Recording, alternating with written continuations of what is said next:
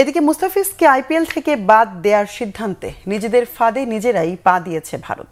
ভারতের মাটিতে টি-20 বিশ্বকাপের বাংলাদেশ ক্রিকেট বোর্ডের সিদ্ধান্তে বেকায়দায় ভারতের ক্রিকেট বোর্ড। আলোচনার দরজা ভারত সরকারই বন্ধ করেছে বলে মন্তব্য ক্রীড়া বিশ্লেষকদের। ভেন্যু পরিবর্তনে কোনো বাধা দেখছেন না তারা। মনির হোসেন খানের রিপোর্ট। মুস্তাফিজকে বাদ দেওয়ার ঘটনায় বাংলাদেশ ভারত সহ বিশ্বজুড়ে নিন্দার ঝড়। নিরাপত্তার ইস্যুতে ভারতের মাটিতে বিশ্বকাপ খেলতে অস্বীকৃতি জানিয়েছে বিসিবি। যদিও ভেন্যু পরিবর্তন কিংবা বাতিলের নজির ক্রিকেট ইতিহাসে নতুন নয়, এর আগেও ঘটেছে বহুবার। গত টি-20 বিশ্বকাপে ভারত পাকিস্তানে যেতে না চাওয়ায় হয়েছে পাক দুবাই হাইব্রিড মডেলের বিশ্বকাপ। এবার পাকিস্তান ভারতে খেলতে না চাওয়ায় হতে যাচ্ছে ভারত শ্রীলঙ্কা হাইব্রিড মডেল। তাই বাংলাদেশের ভেন্যু পরিবর্তনে তেমন কোনো বাধা দেখছেন না ক্রীড়া সাংবাদিকরা।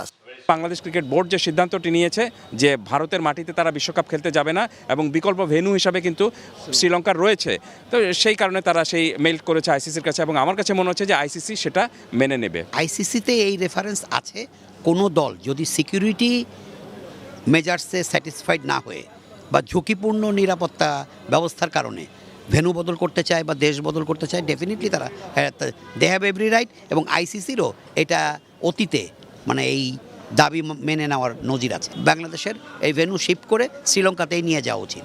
প্রতিবার নিরাপত্তার অজুহাত দেয় অংশগ্রহণকারী দলগুলো। এবার নিরাপত্তার অজুহাত স্বয়ং আয়োজকদের থেকেই এসেছে। যেখানে একজন খেলোয়াড়ের নিরাপত্তা নেই, সেখানে পুরো দল কিভাবে নিরাপদ? বিসিবির এই প্রশ্ন যুক্তিযুক্ত মনে হয়েছে ক্রীড়া বিশেষজ্ঞদের কাছে। এখানে তো কোনো গায়ের জোরের কিছু নাই।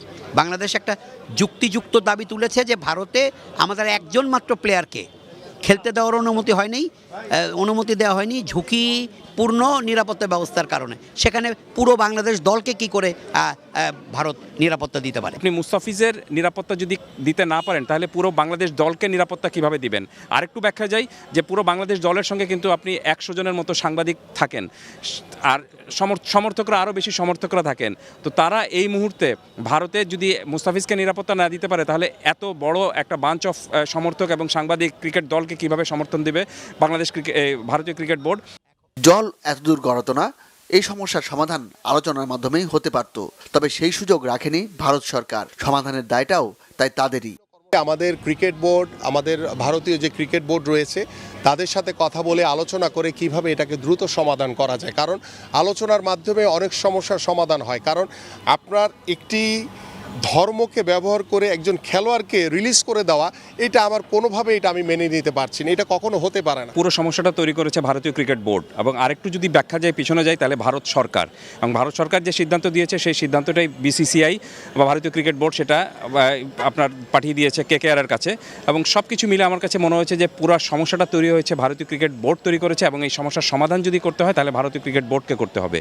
বল এখন আইসিসির কোর্টে, তারা কি সিদ্ধান্ত দেয় সেই অপেক্ষায় ক্রিকেট প্রেমীরা। মনির হোসেন খান, বাংলা ভিশন, ঢাকা।